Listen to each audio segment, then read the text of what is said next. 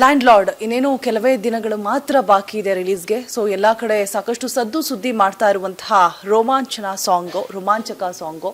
So ಆ ಸಾಂಗ್ನ ಮುದ್ದಾದ ಬೆಡಗಿ ರತನ್ಯ ಅವರು ನನ್ನ ಜೊತೆಗಿದ್ದಾರೆ. ಮಾತನಾಡಿಸ್ತಾ ಹೋಗೋಣ. ಹೇಗೆ ಸಾಧ್ಯ ಇಷ್ಟು ಅದ್ಭುತವಾಗಿ ಆಕ್ಟ್ ಮಾಡೋಕೆ, ಅವ್ರನ್ನೇ ಕೇಳ್ತಾ ಹೋಗೋಣ. ಹಾಯ್, ಹೇಗಿದ್ದೀರಾ? ಚೆನ್ನಾಗಿದ್ದೀನಿ, ನೀವು ಹೇಗಿದ್ದೀರಾ? ನಾನು ಫೈನ್, ಸೂಪರ್ ಆಗಿದ್ದೀನಿ, ಚೆನ್ನಾಗಿ ಕಾಣಿಸ್ತಾ ಇದ್ದೀರಾ. ಥ್ಯಾಂಕ್ ಯು, ನೀವು ತುಂಬಾ ಚೆನ್ನಾಗಿ ಕಾಣ್ತಿದ್ದೀರಾ. My god, thank you, you made my day. And ಆ ಸಾಂಗ್ ಮ್ಯಾಮ್, ಲ್ಯಾಂಡ್ ಲಾರ್ಡ್ ಬಗ್ಗೆ ಆಮೇಲೆ ಮಾತಾಡ್ತೀನಿ. ಈಗ ಸಾಕಷ್ಟು ಎಲ್ಲರೂ ಕೂಡ ರೀಲ್ಸ್ ಮಾಡ್ತಾ ಇದ್ದಾರೆ, ಸ್ಟೋರೀಸಲ್ಲಿ ಹಾಕೋತಾ ಇದ್ದಾರೆ. ಅದರಲ್ಲೂ ಈ ಮೆಲೋಡಿ ಸಾಂಗ್ಸ್ ಅನ್ನೋದು ಇತ್ತೀಚಿನ ದಿನಗಳಲ್ಲಿ ಸಾಕಷ್ಟು ಕಮ್ಮಿ ಬರ್ತಾ ಇರುವಂಥದ್ದು. ಸೊ ನಿಮಗೆ ಆ ಸಾಂಗ್ ಸಿಕ್ಕಿರುವಂಥದ್ದು ಎಷ್ಟು ಖುಷಿ, ಮತ್ತು ಆ ಆ್ಯಕ್ಟಿಂಗ್ ಆಗಿರ್ಬೋದು, ನಿಮ್ಮ ಆ ಲಂಗಾದವಣಿ, ಹಳ್ಳಿ ಹುಡುಗಿಯ ಗೆಡಪ್ ಆಗಿರ್ಬೋದು, ಎಲ್ಲದ್ರ ಬಗ್ಗೆ ಹೇಳ್ತಾ ಹೋಗೋದಾದ್ರೆ ತುಂಬ ಖುಷಿ ಆಗತ್ತೆ. ತುಂಬ beautiful song, Ajaneesh sir music, Nagarjun Sharma sir ಬರ್ದಿರೋ ಬ್ಯೂಟಿಫುಲ್ ಲಿರಿಕ್ಸು, ಒಂದೊಂದು ಪದನೂ ಎಷ್ಟು ಖುಷಿ ಅನಿಸುತ್ತೆ ಆ ಹಾಡು ಕೇಳ್ತಾ ಇದ್ರೆ. ಆ್ಯಂಡ್ ಇನ್ನು ಹರ್ಷ ಸರ್ ಕೊರಿಯೋಗ್ರಫಿ, ನಮ್ಮ DOP ಸ್ವಾಮಿ ಸರ್ ಅವರ ಸಿನಿಮ್ಯಾಟೋಗ್ರಫಿ, ತುಂಬ ಖುಷಿ ಆಗುತ್ತೆ. ಆ ಸಾಂಗು ತುಂಬ ಖುಷಿಯಿಂದ ಎಂಜಾಯ್ ಮಾಡ್ತಾ ಮಾಡಿದ ಸಾಂಗ್ ಅದು ನಾವು. ಇನ್ನು ರಿತನ್ಯ ಅವ್ರನ್ನ ನಾವು ಸೋಷಿಯಲ್ ಮೀಡಿಯಾದಲ್ಲಿ ನೋಡ್ತಾ ಹೋದಾಗ ತುಂಬ ಗ್ಲಾಮರಸ್ ಆಗಿ, ತುಂಬ ಮಾಡ್ ಆಗಿ ನೋಡ್ತಾ ಇದ್ದೀವಿ. ಇಲ್ಲಿ ಫುಲ್ಲು ಕಂಪ್ಲೀಟ್ ಚೇಂಜ್ ಲುಕ್. ಇದು ರಿತನ್ಯ ಅವರೇನಾ ಅಂತ ಅನ್ನಿಸ್ಬೇಕು, ಹಳ್ಳಿ ಹುಡುಗಿ ಗೆಟಪ್ಪು. ಸೊ ನಿಮ್ಗೆ ಎಷ್ಟು ಸವಾಲಾಯಿತು ಆ ಪಾತ್ರ? ಸವಾಲಿತ್ತು, ಏಕೆಂದರೆ ಜನರಲಿ ನಾವು ಹಂಗಿರಲ್ಲ. ನಾವು ಬೆಂಗಳೂರು ಹುಡುಗಿರು, ನಾವು ಹೆಂಗಂದ್ರೆ ಹಂಗೆ ಆರಾಮ್ಸೆ ಕೂದಲು ಕಟ್ಟೋದಾಗಿರ್ಬೋದು, ಜಡೆ ಹಾಕೋದಾಗಿರ್ಬೋದು, ಲಂಗ ದಾವಣಿ ಹಾಕೋದಾಗಿರ್ಬೋದು, ಖುಷಿಯಿಂದ ಮಾಡಿದೆ. ಬಟ್ ನಾನಲ್ಲ, ಅದು ಪಾತ್ರ ಅಲ್ವಾ, ಸ್ವಲ್ಪ ಸವಾಲಾಗೇ ಇತ್ತು. ಅದು ಹಿಂಗೆಲ್ಲ ಇರಬೇಕಲ್ಲ, ಮೂಗ್ಬಿಟ್ಟು ಹಾಕೋಬೇಕಿತ್ತು, ಮೂಗು ಚುಚ್ಚಿಲ್ಲ. ಸೊ ಎಲ್ಲ ಚೆನ್ನಾಗಿತ್ತು, ಆರ್ಟಿಫಿಷಿಯಲ್ ಅದು. ಹೌದು, ಅಂದರೆ ಅಷ್ಟು ಚೆನ್ನಾಗಿ ಮಾಡಿದ್ರೆ ಮೇಕಪ್ ಆರ್ಟಿಸ್ಟ್ ಅಷ್ಟು ಅದೆಲ್ಲ ಇಟ್ಟು ತುಂಬ ಚೆನ್ನಾಗಿ ಮಾಡ್ತಾ ಇದ್ರು. ಇನ್ನು ಹೋಮ್ವರ್ಕ್ ಅನ್ನುವಂಥದ್ದು ಕಡ್ಡಾಯವಾಗಿ ಬೇಕೇ ಬೇಕು. ನೀವೇ ಹೇಳಿದ್ರಿ, ನಾವು ಬ್ಯಾಂಗ್ಳೂರು ಹುಡುಗಿರೋ ಅದೆಲ್ಲ ಅಭ್ಯಾಸ ಇರೋದಿಲ್ಲ ಅಂತ ಹೇಳ್ಬಿಟ್ಟು. ಆ ಹೋಮ್ವರ್ಕ್ ಎಷ್ಟಿತ್ತು, ಬಿಕಾಸ್ ನಿಮ್ಮ ಹಾರ್ಡ್ ವರ್ಕ್ ಅನ್ನುವಂಥದ್ದು ಆ ಸಾಂಗಲ್ಲಿ ನಮಗೆ ಎದ್ದು ಕಾಣಿಸುತ್ತೆ. ಏಕೆಂದರೆ ಹಳ್ಳಿ ಹುಡುಗಿ ಅಂತ ಬಂದಾಗ ತುಂಬ ಝೂಮಲ್ಲಿ ತೋರಿಸೋಂಥ ಸಂದರ್ಭದಲ್ಲಿ ಆ ಕಣ್ಣು ಸನ್ನೆಗಳಾಗಿರ್ಬೋದು, ಮಾತಾಗಿರ್ಬೋದು, ಪ್ರತಿಯೊಂದನ್ನು ಕೂಡ ಅಬ್ಸರ್ವ್ ಮಾಡ್ತಾರೆ ಜನಗಳು. ಸೊ ಅದ್ರ ಬಗ್ಗೆ ಮಾತನಾಡ್ತಾ ಹೋಗೋದಾದ್ರೆ ಪ್ರಿಪ್ರೇಷನ್ಸ್ ತುಂಬ ಇತ್ತು. ಅಂದರೆ ಇವಾಗ ಪಾತ್ರ ಎಷ್ಟು ಚೆನ್ನಾಗಿ ಬರೆದಿದ್ದಾರೆ ಅಲ್ಲ ನಮ್ಮ ಡೈರೆಕ್ಟರ್ ಸರ್, ಜಡೇಶ್ ಸರ್. ಅವ್ರ ಹತ್ರ ಕೂತ್ಕೊಂಡು ಮಾತಾಡೋದಾಗಿರ್ಬೋದು, ಆ ಪಾತ್ರ ಹೆಂಗೆ ಬಿಹೇವ್ ಮಾಡ್ತಾಳೆ, ಅವಳ ಲೈಫಲ್ಲಿ ಏನೇನು ಆಗಿತ್ತು ಅನ್ನೋದು, ಯಾಕೆ ಆ ಥರ ಬಿಹೇವ್ ಮಾಡುತ್ತೆ ಆ ಪಾತ್ರ ಅನ್ನೋದಾಗಿರ್ಬೋದು. ಒಂದು ಹಳ್ಳಿ ಹುಡುಗಿರು ಹೆಂಗಿರ್ತಾರೆ, ಅವರು ಯೂಶಲಿ ಅವ್ರು ಇಷ್ಟಪಡೋ ಹುಡುಗನ ಜೊತೆ ಹೆಂಗಿರ್ತಾರೆ, ಮನೆಯವ್ರ ಜೊತೆ ಹೆಂಗಿರ್ತಾರೆ, ಇದೆಲ್ಲನೂ ತುಂಬ ತುಂಬ ತಿಳ್ಕೊಂಡೆ ನಾನು. ತುಂಬ ಖುಷಿ ಕೊಟ್ಟಂಥ ಪ್ರಾಸೆಸ್ ಇದು, ನಾನು ವರ್ಕ್ ಮಾಡ್ತಾ ಮಾಡ್ತಾ. ಇವಾಗಿನ ಲವ್ ಸ್ಟೋರಿಗಳು ಹೇಗಿರುತ್ತೆ ಅಂತ ಹೇಳಿದ್ರೆ, ನಾನು ಅವಾಗಲೇ ಶಿಶಿರ್ ಅವರಿಗೂ ಅದೇ ಪ್ರಶ್ನೆ ಮಾಡಿದೆ, ಟ್ರೂ ಲವ್ ಅಂದರೆ ಏನು ಅಂತ ಹೇಳ್ಬಿಟ್ಟು. ಬಿಕಾಸ್ ಒಂದು 3 ತಿಂಗಳಲ್ಲಿ ನೋಡಿದ ತಕ್ಷಣ, ಪರಿಚಯ ಆದ ತಕ್ಷಣ ಒಂದು 6 ತಿಂಗಳಲ್ಲಿ ಲವ್ ಆಗುತ್ತೆ, 1 ವರ್ಷದಲ್ಲಿ ಏನೋ ಮದುವೆ ಮಾಡ್ಕೋತಾರೆ, 2 ವರ್ಷಕ್ಕೆ ಆಲ್ರೆಡಿ ಡಿವೋರ್ಸ್ ಆಗಿಬಿಡುತ್ತೆ. ಸೊ ನಿಮ್ಮ ಪ್ರಕಾರ ಟ್ರೂ ಲವ್ ಅಂತ ಅಂದರೆ ಏನು? ನಿಮ್ಮ ಪಾತ್ರ ಏನು ಮೆಸೇಜ್ ಕೊಡುತ್ತೆ ಈ ಸಿನಿಮಾದಲ್ಲಿ? ಅಂದರೆ ನನ್ನ personal opinion about true love ಅಂತ ಕೇಳ್ತಿದ್ದಾರೆ. ಗೊತ್ತಿಲ್ಲ ನನಗೆ. ಆ್ಯಕ್ಚುಲಿ ಲವ್ ಅನ್ನೋದು ತುಂಬ ಪ್ರೆಷಸ್ ವರ್ಡ್, ಅದೊಂದು ಬ್ಯೂಟಿಫುಲ್ ಎಮೋಷನ್ನು. ಗೊತ್ತಿಲ್ಲ, ಅಷ್ಟು ನಾನು ಆನ್ಸರ್ ಮಾಡೋಷ್ಟು ಇವಾಲ್ವ್ ಆಗಿಲ್ಲ ಅನಿಸುತ್ತೆ. ಬಟ್ ಈ ಸಿನಿಮಾದಲ್ಲಿ ನನ್ನ ಲವ್ ಸ್ಟೋರಿ ತುಂಬ ಕ್ಯೂಟ್ ಆ್ಯಂಡ್ ಬ್ಯೂಟಿಫುಲ್ ಆಗಿದೆ, ಮುದ್ದಾಗಿ ಹೋಗುತ್ತೆ. ಅದು ನನಗೆ ಖುಷಿ ಅನಿಸುತ್ತೆ ನೋಡೋರಿಗೆ. ಸಖತ್ cute Young couple love story. Shishir ಅವ್ರು ಹೇಳ್ತಾ ಇದ್ರು ನಿಮ್ಮ ಪಾತ್ರದ ಬಗ್ಗೆ, ಮತ್ತು ನೀವು ಸೆಟ್ಟಲ್ಲಿ ಹೇಗಿರ್ತಾ ಇದ್ರಿ, ತುಂಬ ಹಾರ್ಡ್ ವರ್ಕ್ ಮಾಡ್ತಾ ಇದ್ರು, ಗಾಳಿ ಮಳೆ ಚಳಿ ಎಲ್ಲೂ ಕೂಡ ಅವರು ಕಾಂಪ್ರಮೈಸ್ ಆಗ್ತಾನೆ ಇರಲಿಲ್ಲ. ಇರ್ಲಿ, ಇಟ್ಸ್ ಓಕೆ ಫೈನ್ ಅಂತ ಹೇಳ್ಬಿಟ್ಟು ಅದೇನಿದೆ ಕಂಪ್ಲೀಟ್ ಮಾಡಿಬಿಡ್ತಾ ಇದ್ರು. ಆ ಎಲ್ಲ ವಾತಾವರಣಕ್ಕೂ ಕೂಡ ನಾವು ಹೊಂದ್ಕೊಳ್ಳೋದು ತುಂಬ ಕಷ್ಟ ಆಗುತ್ತೆ. ಸೊ ನಿಮಗೆ ಎಷ್ಟು ಕಷ್ಟ ಆಯಿತು, ಹೇಗೆ ಹೊಂದ್ಕೊಂಡು ಅಷ್ಟು ಸ್ಟ್ರಾಂಗ್ ಆಗಿದ್ರಿ ಅಂತ ಹೇಳ್ಬಿಟ್ಟು ಪಾತ್ರ ಅಂತ ಬಂದಾಗ ನಿಮ್ಮ ಆ ಇನ್ವಾಲ್ವ್ಮೆಂಟ್? ಐ ಥಿಂಕ್ ಅಷ್ಟು ಜನ ಪ್ರೊಡಕ್ಷನ್ನು, ಆ ಸಿನಿಮಾ ತಂಡ, ಕ್ರೂ ಎಲ್ಲ ಇರಬೇಕಾದ್ರೆ ಏನು ಚಿಕ್ಕ ಚಿಕ್ಕ ವಿಷಯಕ್ಕೆಲ್ಲ ನಾವು ಹಿಂಗೆ ಮಾಡ್ಕೊಂಡು ಕೂತ್ಕೊಂಡ್ರೆ ಆಗಲ್ಲ ಅಲ್ವಾ. ಎಲ್ಲದಕ್ಕೂ ಅಡ್ಜಸ್ಟ್ ಆಗಬೇಕು. ಬಿಕಾಸ್ ನಮ್ಮ ಥರ ನಾವೇನೋ ಆರ್ಟಿಸ್ಟ್ಗಳು, ನಮಗೆ ಎಲ್ಲ ಇರುತ್ತೆ. ಬಟ್ ಅಲ್ಲಿ ಕೆಲಸ ಮಾಡ್ತಿರೋ ಬೇರೆಯವರೆಲ್ಲ, ಅಂದರೆ ಟೆಕ್ನಿಕಲ್ ಟೀಮ್ ಆಗಿರ್ಬೋದು, ಲೈಟ್ ಅವ್ರು ಆಗಿರ್ಬೋದು, ಎಲ್ಲರೂ ತುಂಬ ಕಷ್ಟಪಡ್ತಿರ್ತಾರೆ. ಸೊ ನನಗೆ ಚಿಕ್ಕ ಚಿಕ್ಕ ವಿಷಯಕ್ಕೆಲ್ಲ ಆ ಥರದ್ದೆಲ್ಲ ಏನೂ ಅನ್ನಿಸ್ತಿರಲಿಲ್ಲ. ಆ್ಯಂಡ್ ಇನ್ನೊಂದು, ನಮ್ಮ ಸಿನಿಮಾ ಅಂತ ನಾವು ಪ್ರೀತಿಯಿಂದ ಮಾಡಿದಾಗ ಬೇರೆ ಯಾವುದು ಮ್ಯಾಟರ್ ಆಗಲ್ಲ. ತುಂಬ ಖುಷಿ ಅನಿಸುತ್ತೆ ಆ್ಯಕ್ಟ್ ಮಾಡೋವಾಗ. ಇನ್ವಾಲ್ವ್ ಆಗ್ಬಿಟ್ಟಿರ್ತೀವಿ ನಾವು, ಗೊತ್ತಿದ್ದು ಗೊತ್ತಿಲ್ಲದೆ. ಇನ್ನು ಹಳ್ಳಿ ಹುಡುಗಿ ಪಾತ್ರ ಅಂತ ಬಂದಾಗ ನೀವೇನಾದರೂ ಹಿಂದೇಟ್ ಹಾಕಿದ್ರಾ? ಬಿಕಾಸ್ ಸ್ವಲ್ಪ ಸವಾಲಿರುತ್ತೆ.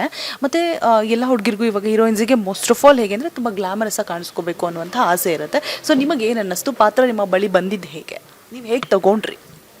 ಜನರಲಿ ಎಲ್ಲ ಹುಡುಗಿರ್ಗಿದ್ದಂಗೆ ನಾನು ಚೆನ್ನಾಗಿ ಕಾಣಿಸ್ತೀನೇನೋ ಇಲ್ವೋ ಹಳ್ಳಿಯೊಳ ಥರ ಕಾಣಿಸ್ತೀನೇನೋ ಹಿಂಗೆಲ್ಲ ಅನ್ನಿಸ್ತಾ ಇತ್ತು. ಬಟ್ ಪಾತ್ರ ಅಂತ ಬಂದಾಗ ಆ ಪಾತ್ರ ಹೆಂಗೆ ಡಿಮ್ಯಾಂಡ್ ಮಾಡುತ್ತೋ ಹಾಗೆ ಇರಬೇಕು ಅಂತ ಯಾವಾಗಲೂ ಹೇಳ್ತಾರೆ. ಅಂದರೆ ನಮ್ಮ ತಂದೆಯವರಾಗಿರ್ಬೋದು ಅಥವಾ ಎಲ್ಲರೂ ಅದನ್ನೇ ಹೇಳೋದು, ಆ ಪಾತ್ರದ ಥರ ಇರು, ಆ ಪಾತ್ರನ ನಾವು ನಂಬಬೇಕು ಜನ, ಇವಳು ಅದೇ ಪಾತ್ರ ಅಂತ. ಸೊ ಹಾಗಾಗಿ ಅದೆಲ್ಲ ಇದ್ರೂ ಇರಲಿ ಆಯಿತು, ನಾನು ಹೆಂಗೆ ಕಾಣಿಸ್ತೀನಿ ಅದು ಇಂಪಾರ್ಟೆಂಟ್ ಅಲ್ಲ, ನಾನು ಹೆಂಗೆ ಆ್ಯಕ್ಟ್ ಮಾಡ್ತೀನಿ ಅನ್ನೋದು ಇಂಪಾರ್ಟೆಂಟ್ ಅಂತ ಹೇಳಿಬಿಟ್ಟು ನಾನು ಐ ಟುಕ್ ದ ಕಾಲ್ ಸರಿ ಅಂತ ಹೇಳಿ ಅದೆಲ್ಲ ವರ್ಕ್ ಮಾಡ್ತಾ ಸ್ಟಾರ್ಟ್ ಆಗಿತ್ತು. ಇನ್ನು ತಂದೆ ಆದಂಥ ವಿಜಯ್ ಸರ್ ಅವರು ಎಲ್ರಿಗೂ ಕೂಡ ಗೈಡ್ ಮಾಡ್ತಾರೆ, ಇದು ಸರಿ ಇದು ತಪ್ಪು, ಹೀಗೆ ಮಾಡಿದ್ರೆ ಚೆನ್ನಾಗಿರುತ್ತೆ.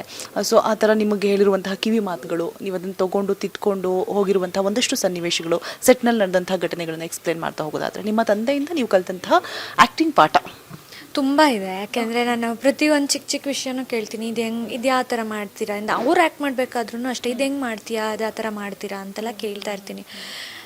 ತುಂಬ ಕಲ್ತಿದ್ದೀನಿ ಅವರಿಂದ. ಆ್ಯಂಡ್ ಅವ್ರು ಹೇಳೋದೊಂದೇ, ನೀನು ಕೆಲ್ಸಕ್ಕೆ 100% ಕೊಡು, ಇನ್ವಾಲ್ವ್ ಆಗು, ಅದು ತಾನೇ ಬರುತ್ತೆ. ನೀನು ನಿನ್ನ ಆಚೆ ಕಡೆ ಪ್ರೆಷರು ಟೆನ್ಷನ್ ಎಲ್ಲ ಬಿಟ್ಬಿಟ್ಟು ನೀನಾಗಿ ಕೂತ್ಕೋ. ಸೊ ನೀನು ಅಲ್ಲಿ ಇನ್ವಾಲ್ವ್ ಆಗೋಗ್ತೀಯ, ಆ ಪಾತ್ರಕ್ಕೆ ಮಾತ್ರ ಯೋಚನೆ ಮಾಡು ಅಂತ. ಸೊ ಅದು ತುಂಬ ಹೆಲ್ಪ್ ಆಗುತ್ತೆ ಪ್ರತಿಯೊಂದು ಆ್ಯಕ್ಟ್ರಿಗೂ. ಹಂಗಿದ್ದಾಗ ಆ್ಯಕ್ಟ್ ಮಾಡೋದಕ್ಕೆ ತುಂಬ ಹೆಲ್ಪ್ ಆಗುತ್ತೆ, ಈಸಿ ಅನಿಸುತ್ತೆ. ಈಗ ನಾನು ಸ್ಟಾರ್ಟಿಂಗಲ್ಲೇ ಹೇಳಿದೆ, ಈಗ ಸೋಷಿಯಲ್ ಮೀಡಿಯಾದಲ್ಲಿ ಯಾವುದೇ ಒಂದು ಸಾಂಗ್ ಟ್ರೆಂಡ್ ಆಗಬೇಕು, ಅವರು ಜನಗಳು ಇಷ್ಟಪಟ್ಟು ರೀಲ್ಸ್ ಮಾಡಬೇಕು ಅಂದರೆ ದಟ್ ಈಸ್ ನಾಟ್ ಈಸಿ. ಈಗ ನಿಂಗವ ಸಾಂಗ್ ಆಗಿರ್ಬೋದು, ರೋಮಾಂಚಕ ಸಾಂಗ್ ಆಗಿರ್ಬೋದು, ಈಗ ಆಲ್ರೆಡಿ ಎಲ್ಲರೂ ಸಿಕ್ಕಾಪಟ್ಟೆ ರೀಲ್ಸ್ ಮಾಡ್ತಾ ಇದ್ದಾರೆ, ಇಷ್ಟಪಟ್ಟಿದ್ದಾರೆ. ಅದರಲ್ಲೂ ಈಗಿನ ಯುವ ಪೀಳಿಗೆಗೆ ಇದೊಂದು ಮೆಲೋಡಿ ಸಾಂಗ್ ಸಿಕ್ಕಿರೋದು ತುಂಬ ಖುಷಿ ಇದೆ. ಸೊ ನಿಮ್ಗೆ ಎಷ್ಟು ಖುಷಿ ಇದೆ ಆ ಒಂದು ಪಾತ್ರನ ನೀವು ಮಾಡಿರೋದು? ತುಂಬ ಖುಷಿ ಇದೆ. ಆ್ಯಂಡ್ ಇಂಥದ್ದೊಂದು ಬ್ಯೂಟಿಫುಲ್ ಸಾಂಗ್, ನಾನು ಆಗಲೇ ಹೇಳ್ದಂಗೆ ಎಷ್ಟು ಬ್ಯೂಟಿಫುಲ್ ಲಿರಿಕ್ಸ್ ಅಂತ ನನಗಂತೂ ಇಷ್ಟು ಚೆನ್ನಾಗಿ ಬರೆದಿದ್ದಾರಲ್ಲ. ಕೆಲವೊಮ್ಮೆ ಎಲ್ಲೋ ಇಂಗ್ಲೀಷ್ ಮಿಕ್ಸ್ಡ್ ಲಿರಿಕ್ಸ್ ಅದು ಇದೆಲ್ಲ ಬರುತ್ತೆ, ಅಪ್ಪಟ ಅಚ್ಚ ಕನ್ನಡದಲ್ಲಿ ಇರುವಂತಹ ಕನ್ನಡ ಪದಗಳು. ತುಂಬ ಖುಷಿ ಆಗುತ್ತೆ. ಎಷ್ಟು ಲಕ್ಕಿ ಅಲ್ವಾ ನಾನು, ಇಂಥದ್ದೊಂದು ಸಾಂಗ್ ಸಿಕ್ತಲ್ಲ ನನಗೆ ಫಸ್ಟ್ ಸಿನಿಮಾಗೆ ಅಂತ ಅನಿಸುತ್ತೆ. I am very thankful to Jadesh sir ಆ ವಿಷಯದಲ್ಲಿ. ಆ್ಯಂಡ್ ಇಷ್ಟೆಲ್ಲ ಬ್ಯೂಟಿಫುಲ್ಲಾಗಿ ತೋರಿಸಿದಾರಲ್ಲ, ಅಂದರೆ ಅಷ್ಟು ಸ್ಪೆಂಡ್ ಮಾಡಿದ್ದಾರೆ ಪ್ರೊಡ್ಯೂಸರ್ಸ್ ಕೂಡ, Hemanth sir and Satyaprakash sir and Sarathi film production ಕೂಡ ಅಷ್ಟೇ. ಅವರೆಲ್ಲ ಜೊತೆಯಲ್ಲಿ ಇದ್ದಿದ್ದಕ್ಕೆ ಇದೆಲ್ಲ ಔಟ್ಕಮ್ ಇಷ್ಟು ಬ್ಯೂಟಿಫುಲ್ ಆಗಿದೆ. ಇನ್ನು ರಚಿತಾ ರಾಮ್ ಅವರು ಮತ್ತು ವಿಜಯ್ ಸರ್ ಅವರ ಕಾಂಬಿನೇಷನ್ ಬಗ್ಗೆ ಎಲ್ಲ ಕಡೆ ಮಾತಾಗ್ತಾ ಇದೆ. ನಿಂಗವ ಸಾಂಗ್ ಅಂತೂ ಎಲ್ಲರ ಮನ ಮುಟ್ಟಿದೆ. ಅದರಲ್ಲಿ ನಿಮ್ಮ ಒಂದು ಕ್ಯೂಟ್ ಆ್ಯಕ್ಟಿಂಗ್, ನೀವು ಮಲ್ಕೊಂಡಿರ್ತೀರಾ, ಆಮೇಲೆ ಎದ್ದೇಳೋದು, ಕಣ್ಣಲ್ಲೇ ನಿಮ್ದು ಆಲ್ಮೋಸ್ಟ್ ಕಣ್ಣಲ್ಲೇ ಆ್ಯಕ್ಟಿಂಗ್ ಅಂತ ಹೇಳ್ಬೋದು. ಫಸ್ಟ್ ಸಿನಿಮಾದಲ್ಲೇ ಮಾತನಾಡಿ ನಾವು ಬೇರೆಯವ್ರಿಗೆ ವಿಚಾರವನ್ನು ತಲುಪಿಸೋದು ಬೇರೆ, ಮುಖದ ಎಕ್ಸ್ಪ್ರೆಷನಲ್ಲಿ ನಾವು ವಿಚಾರಗಳನ್ನು ತಲುಪಿಸೋದು ಬೇರೆ. ಸೊ ಮೊದಲನೇ ಸಿನಿಮಾದಲ್ಲೇ ನೀವು ಆ ರೀತಿಯಾದಂಥ ಅದ್ಭುತವಾದಂಥ ನಟನೆ ಮಾಡಿದ್ದೀರಾ. ಅವರಿಬ್ಬರ ಕಾಂಬಿನೇಷನ್ ಬಗ್ಗೆ ಮತ್ತು ನಿಮ್ಮ ನಟನೆ ಬಗ್ಗೆ?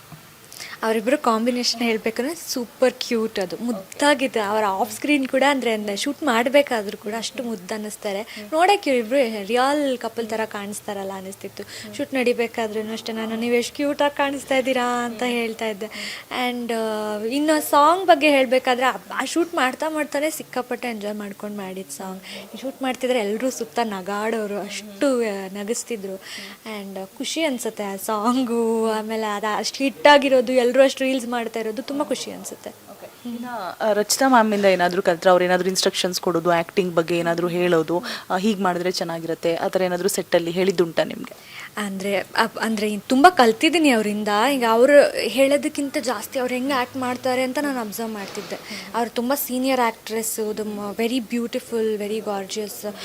ಅವ್ರು ಹೆಂಗಿರ್ತಾರೆ, ಹೆಂಗೆ ಮಾಡ್ತಾರೆ, ಅದನ್ನು ನಾನು ಅಬ್ಸರ್ವ್ ಮಾಡ್ತಿದ್ದೆ ಜಾಸ್ತಿ. ಸೊ ಅದು ತುಂಬ ಕಲಿತೆ. ಅವ್ರನ್ನ ನೋಡಿ ಕಲಿಯೋದು ತುಂಬ ಇತ್ತು. ಇನ್ನು ಲ್ಯಾಂಡ್ ಲಾರ್ಡ್ ಸಿನಿಮಾ ಇನ್ನೇನು ಕೆಲವೇ ದಿನಗಳು ಮಾತ್ರ ಬಾಕಿ ಇದೆ. ನಿಮ್ಮದೊಂದು ಕ್ಯೂಟ್ ಲವ್ ಸ್ಟೋರಿ ಮತ್ತು ವಿಜಯ್ ಸರ್, ರಚಿತಾ ರಾಮ್ ಅವರ ಒಂದು ಬ್ಯೂಟಿಫುಲ್ ಕಾಂಬಿನೇಷನ್ನು, ಅದರ ಜೊತೆಗೆ ಒಂದು ಸ್ಟ್ರಾಂಗ್ ಮೆಸೇಜ್ ಅಂತೂ ಇದ್ದೇ ಇದೆ ಅನ್ನುವಂಥದ್ದು ನಮಗೆ ಟೀಸರ್ ನೋಡಿದಾಗ ಗೊತ್ತಾಗುತ್ತೆ. ಹಳ್ಳಿ ಸೊಗಡು, ಅದರ ಜೊತೆಗೆ ರೈತರಿಗೆ ಆಗ್ತಕ್ಕಂತಹ ಕಷ್ಟಗಳನ್ನು ತೋರಿಸ್ತಾ ಇದ್ದಾರೆ. ಅದಕ್ಕೋಸ್ಕರ ವಿಜಯ್ ಸರ್ ಅವರು ಏನೆಲ್ಲ ಹೋರಾಟವನ್ನು ಮಾಡ್ತಾರೆ ಅನ್ನುವಂಥದ್ದು. ಸೊ ಏನು ಮೆಸೇಜ್ ಕೊಡೋದಕ್ಕೆ ಹೊರಟಿದೆ ಸಿನಿಮಾ? ಇದು ಅಪ್ಪಟ ನಮ್ಮ ಮಣ್ಣಿನ ಕತೆ, ಸೊಗಡಿನ ಕತೆ ಅಂತ ಅಂತಾರಲ್ಲ, ಅದು ಒಂದು 80s 90s ಟೈಮಲ್ಲಿರೋ ಒಂದು ಹೋರಾಟ ಅಥವಾ ಅಲ್ಲಿನ ಒಂದು ಜನಗಳ ಒಂದು ಹೋರಾಟದ ಕತೆ ಅಂತ ತೋರಿಸ್ತಾರೆ. ಆ್ಯಂಡ್ ಒಬ್ಬ ರೈತನಾಗಿ, ಒಬ್ಬ ಬಡ ರೈತನಾಗಿ ಅವನ ಕಷ್ಟ, ಅವನ ಕುಟುಂಬ, ಅವನ ಏನಿರುತ್ತೆ ಅನ್ನೋದನ್ನ ಈ ಸಿನಿಮಾ ತುಂಬ ಚೆನ್ನಾಗಿ ಸಿನಿಮಾದಲ್ಲಿ ತೋರಿಸ್ಕೊಟ್ಟಿದ್ದಾರೆ. ಅದಷ್ಟೇ ಅಲ್ಲದೆ ಒಂದು ಮೆಸೇಜ್ ಕೂಡ ಇದೆ. ನಮ್ಮ ಸಂವಿಧಾನದ ಬಗ್ಗೆ ಆಗಿರಬಹುದು, ಅಥವಾ ಕೆಲವೊಂದಷ್ಟು ಆಗಿನ ಕಾಲದೊಂದಷ್ಟು ಪದ್ಧತಿಗಳನ್ನೆಲ್ಲ ತುಂಬ ಬ್ಯೂಟಿಫುಲ್ಲಾಗಿ ತೋರಿಸ್ಕೊಟ್ಟಿದ್ದಾರೆ. ಎಷ್ಟೋ ವಿಚಾರಗಳು ನನಗೆ ಗೊತ್ತಿರಲಿಲ್ಲ. ಆ್ಯಕ್ಟ್ ಮಾಡ್ತಾ ತಿಳ್ಕೊಂಡು ಹಿಂಗೆಲ್ಲ ಇತ್ತಾ ಸರ್ ಅಂತ ಕೇಳ್ತಿದ್ದೆ ಸರ್ನ. ಸೊ ಹಂಗಾಗಿ ಜನರಿಗೂ ಕೂಡ ತುಂಬ ಹೊಸ್ತು ಅನಿಸುತ್ತೆ, ತುಂಬ ವಿಷಯ ತಿಳ್ಕೊಳ್ಳೋದಿದೆ ಆ್ಯಂಡ್ ಸಾಕಷ್ಟು ಮೆಸೇಜ್ ಕೂಡ ಈ ಸಿನಿಮಾದಲ್ಲಿದೆ. ನಾನು ರೀಸೆಂಟಾಗಿ ಒಂದು 3-4 ಡೇಸ್ ಬ್ಯಾಕ್ ಅನಿಸುತ್ತೆ ವಿಜಯ್ ಸರ್ ಅವ್ರನ್ನ ಮಾತನಾಡಿಸುವಂಥ ಸಂದರ್ಭದಲ್ಲಿ ಅವ್ರು ಹೇಳಿದ್ರು, ನಂಗೆ ಒಂದು ಅಸಮಾಧಾನ ಇದೆ ಸರ್ಕಾರದ ಮೇಲೆ, ಏನಂದರೆ ಈ ಅರಣ್ಯ ಗುತ್ತಿಗೆದಾರರು ಅಂತ ಏನಿರ್ತಾರೆ, ಅರಣ್ಯ ಪ್ರದೇಶದಲ್ಲಿ ಕೆಲಸ ಮಾಡೋರು, ಅವ್ರಿಗೆ ಇನ್ನೂ ಕೂಡ ಜಾಬ್ ಪರ್ಮನೆಂಟ್ ಆಗಿಲ್ಲ ಒಂದು. ಆಮೇಲೆ ಅವ್ರಿಗೆ ಎಷ್ಟು ಸ್ಯಾಲ್ರಿಗೆ ಜಾಯಿನ್ ಆಗಿರ್ತಾರೆ ಕೆಲಸಕ್ಕೆ, ನೋಡ್ಕೊಳ್ಳೋರು ಇರ್ತಾರಲ್ವ ಅರಣ್ಯ ಪ್ರದೇಶದ ಒಳಗಡೆ, ಅವರು ಅಷ್ಟೇ ಸ್ಯಾಲ್ರಿಗೆ ರಿಟೈರ್ಮೆಂಟ್ ಅಂತ ತಗೋತಾ ಇದ್ದಾರೆ. ಇದ್ರ ಬಗ್ಗೆ ನಂಗೆ ಬೇಸರ ಇದೆ, ಯಾವುದೇ ಸರ್ಕಾರ ಬಂದು ಇದು ಬದಲಾಗ್ತಾ ಇಲ್ಲ, ಇದು ನನಗೆ ತುಂಬ ಬೇಸರ ಇದೆ ಅಂತ ವಿಜಯ್ ಸರ್ ಅವರು ಹೇಳಿದ್ರು.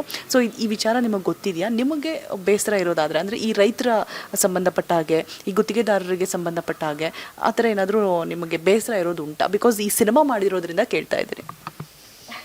ಸಾಕಷ್ಟು ವಿಚಾರಗಳಿದೆ, ಯಾಕೆಂದರೆ ಮೊನ್ನೆ ಕಬ್ಬನ ವಿಷಯನೂ ಕೂಡ ತುಂಬ ಇದಾಯಿತು. ಸೊ ಹಾಗಾಗಿ ನಾನು ಒಂದು ಪರ್ಟಿಕ್ಯುಲರ್ ತೆಗೆದು ಮಾತಾಡೋಷ್ಟು ನನಗೆ ಅನುಭವ ಇಲ್ಲ, ಹಾಗೆ ಅಷ್ಟು ದೊಡ್ಡವಳು ನಾನಲ್ಲ. ಬಟ್ ಕೆಲವೊಂದು ವಿಷಯಗಳು ನಾವು ನೋಡ್ತಾ ಇರ್ತೀವಿ. ಹೌದು, ಕೆಲವೊಂದು ಈಗ ಅವರು ನೋಟಿಸ್ ಮಾಡ್ದಂಗೆ ಅರಣ್ಯ ಗುತ್ತಿಗೆದಾರರು ಅಂತ ಹೇಳಿದ್ರಲ್ಲ, ಮೇ ಬಿ ಅದು ಆಗಬೇಕೇನೋ. ಯಾಕೆಂತಂದರೆ ಒಂದು ಕಾಡನ್ನ ಕಾಯೋದಷ್ಟು ಸುಲಭ ಅಲ್ವಾ, ಅಲ್ಲಿ ಪ್ರಾಣನ ಅಂದರೆ ಇದು ಸೇಫ್ಟಿ ಇರೋದಿಲ್ಲ, ಅದನ್ನೆಲ್ಲ ಪಕ್ಕಕ್ಕಿಟ್ಟು ಅವ್ರು ಮಾಡ್ತಾರೆ ಅಂದರೆ ಮೇ ಬಿ ನನ್ನ ತಂದೆಯವರು ಹೇಳ್ದಂಗೆ ಅದೊಂದು ಆದರೆ ಚೆನ್ನಾಗಿರತ್ತೇನೋ ಅಂತ ನನ್ನ ಅನಿಸಿಕೆ ಕೂಡ. ಬಟ್ ಇನ್ನು ಅದು ಹೊರತಾಗಿ ಇನ್ನೆಲ್ಲ ವಿಷಯಕ್ಕೂ ನಾನು ತುಂಬ ಚಿಕ್ಕವಳು ಅಂತ ಅನ್ಕೋತೀನಿ. ನೋಡೋಣ. ಇವಾಗ ಹೇಳಿದ್ರಿ ಮ್ಯಾಮ್ ನೀವು ಕಬ್ಬು ಬೆಳೆಗಾರರ ಹೋರಾಟ ಅಂತೇಳಿ, ನಾನು ಇದೇ ಪ್ರಶ್ನೆನ ಲಾಸ್ಟ್ ಪ್ರೆಸ್ ಮೀಟಲ್ಲಿ ಕೇಳಿದ್ದೆ ವಿಜಯ್ ಸರ್ ಅವ್ರಿಗೆ. ಯಾಕಂದರೆ ನೋಡಿ, ಬರೀ 300 ರೂಪಾಯಿಗೋಸ್ಕರ ಮೀನಾಮೇಷ ಎಣಿಸ್ತಾ ಇದೆ ಸರ್ಕಾರ. ಈಗ ಫಾರ್ ಎಕ್ಸಾಂಪಲ್ ನಾವು ಪಿಜ್ಜಾನೋ ಬರ್ಗರೋ ಇನ್ನೇನೋ ಕೊಟ್ಟು ತೊಗೋಬೇಕು ಅಂತ ಹೇಳಿದ್ರೆ 1000 ರೂಪಾಯಿ ಕೊಟ್ಟು ತೊಗೊಂಡು ತಿಂತೀವಿ. ಬಟ್ ಈ ವಿಚಾರ ಎಷ್ಟು ಒಂದು ಬೇರೆ 300 ರೂಪಾಯಿ ಕೇಳ್ತಾ ಇರೋದಷ್ಟೇ, ಜಾಸ್ತಿ ಮಾಡಿ ಅಂತ ಹೇಳಿ. ಸೊ ಈ ವಿಚಾರದ ಬಗ್ಗೆ ನೀವು ಏನು ಹೇಳ್ತೀರಾ? ಏನು ನಿಲುವನ್ನು ತೆಗೆದುಕೊಂಡ್ರೆ ಒಳಿತು ಅನ್ಸುತ್ತೆ ಸರ್ಕಾರ? ಸೊ ನಿಮ್ಮ ಸಿನಿಮಾದ ಮುಖಾಂತರ ಏನಾದರೂ ಸರ್ಕಾರಕ್ಕೆ ಟಚ್ ಮಾಡೋ ಥರ ಕಂಟೆಂಟ್ ಏನಾದರೂ ಇಟ್ಟಿದ್ದೀರಾ? ಕಾಂಟ್ರವರ್ಸಿಲಿ ನೀವು ಹಲೋ ನೀವು ಅವ್ರನ್ನೇ ಕೇಳಬೇಕು. ಆ್ಯಕ್ಚುಲಿ ಅವರಂದರೆ ತುಂಬ ಎಕ್ಸ್ಪೀರಿಯನ್ಸ್, ನಾನು ತುಂಬ ಚಿಕ್ಕವಳು, ನನಗೆ ಇಲ್ಲ ರೈತರಿಗೆ ಒಳ್ಳೇದಾಗಲಿ ಅಂತ ಅಷ್ಟೇ ನಾನು ಕೇಳ್ಕೊಳ್ತೀನಿ. ಯಾಕೆಂದರೆ ನಮ್ಮ ಅನ್ನದಾತರು, ಸೊ ಯಾವಾಗಲೂ ನಮಗೆ ಎಲ್ಲ ಪ್ರೊವೈಡ್ ಮಾಡುವಂಥ ರೈತರು ಯಾವಾಗಲೂ ಚೆನ್ನಾಗಿರಲಿ ಅಂತ ನಾನು ಕೇಳ್ಕೊಳ್ತೀನಿ. ಇನ್ನು ನಿಮ್ಮ ಸಾಂಗ್ನ ಒಂದು 2 ಸಾಲು ಹೇಳ್ಬೋದಾ? ಲಿರಿಕ್ಸ್ ಹಾಗೆ ಅಂದರೆ ರಾಗ ತಾಳ ಎಲ್ಲ ಬೇಕಂತೀನಿಲ್ಲ, ಹಾಗೆ ಒಂದು 2 ಲೈನ್ ಲಿರಿಕ್ಸ್. ನಾನು ನಿಜ ಚೆನ್ನಾಗಿ ಹಾಡಲ್ಲ, ನೀವು ಹೇಗೆ ಹಾಡಿದ್ರೂ ಮುದ್ದಾಗಿರುತ್ತೆ. ಒಂದಲ್ಲ 100 ಕೈಗಳೇನೆ ನಾನು ಲಿರಿಕ್ಸೇ ಮಾಡ್ತೆ, ನೀವು ನನ್ನ ಕಾನ್ಷಿಯಸ್ ಮಾಡ್ತಾ ಇದ್ದೀರಾ? ಇಲ್ಲ, you take you own time. ರೋಮಾಂಚಕ ರೋಮಾಂಚಕ ಹೃದಯಕ್ಕಿಂತ ಬೇರೆ ಸಾಕ್ಷಿ ಬೇಕಾ, ಅಷ್ಟೇ. ಆ್ಯಂಡ್ ಫೈನಲ್ ಆಗಿ ನಿಮ್ಮ ಅಭಿಮಾನಿಗಳಿಗೆ ಮೊದಲನೇ ಸಿನಿಮಾ ನಿಮ್ಮದು, ಎಷ್ಟು ಎಕ್ಸೈಟ್ಮೆಂಟ್ ಇದೆ? ಸೊ ಏನು ಹೇಳಕ್ಕೆ ಇಷ್ಟಪಡ್ತೀರಾ? ತುಂಬ ಎಕ್ಸೈಟೆಡ್ ಆಗಿದ್ದೀನಿ, ತುಂಬ ಖುಷಿಯಾಗಿದ್ದೀನಿ. ಎಕ್ಸಾಮ್ ಬರೆದಿದ್ದೀನಿ, ರಿಸಲ್ಟ್ಸ್ಗೋಸ್ಕರ 23rd ಕಾಯ್ತಾ ಇದ್ದೀನಿ. ಎಲ್ಲ ಕನ್ನಡ ಪ್ರೇಕ್ಷಕರು ದಯವಿಟ್ಟು ಬಂದು ಸಿನಿಮಾನ ಥಿಯೇಟ್ರಲ್ಲೇ ನೋಡಿ ಅಂತ ಕೇಳ್ಕೊಳ್ತೀನಿ. ಬಂದವರಿಗೆ 2.5 ಗಂಟೆ ತುಂಬ ಒಳ್ಳೆ ಎಕ್ಸ್ಪೀರಿಯೆನ್ಸ್ ಕೊಡುವಂಥ ಬ್ಯೂಟಿಫುಲ್ ಸಿನಿಮಾದ ಒಂದು ಅಂಗ ಮತ್ತು ಪಾತ್ರವಾಗಿ ನಾನಿರೋದು ನನಗೆ ತುಂಬ ಹೆಮ್ಮೆ ಅನಿಸುತ್ತೆ. ಸೊ ಎಲ್ಲರೂ ಬಂದು 23ನೇ ತಾರೀಕು ಸಿನಿಮಾನ ಥಿಯೇಟ್ರಲ್ಲಿ ನೋಡಿ. And all the very best ma'am, ಒಳ್ಳೆಯದಾಗಲಿ. ಇನ್ನೂ ಹೆಚ್ಚು ಸಿನಿಮಾಗಳನ್ನು ಮಾಡಿ ನಮ್ಮನ್ನು ರಂಜಿಸಿ ಅಂತ ಹೇಳ್ತಾ ಧನ್ಯವಾದ. ಸೊ ನೋಡಿದ್ರಲ್ವಾ ವೀಕ್ಷಕರೇ, ಇದಿಷ್ಟು ರಿತನ್ಯ ಅವರ ಮಾತಾಗಿತ್ತು ಅಂತ ಹೇಳ್ತಾ ಕ್ಯಾಮ್ರಾ ಪರ್ಸನ್ ಗುರು ಜೊತೆ ರೋಜಾ ಮನು ಪಾಟೀಲ್, ಅಶ್ವಬೇಗ ನ್ಯೂಸ್, ಬೆಂಗಳೂರು.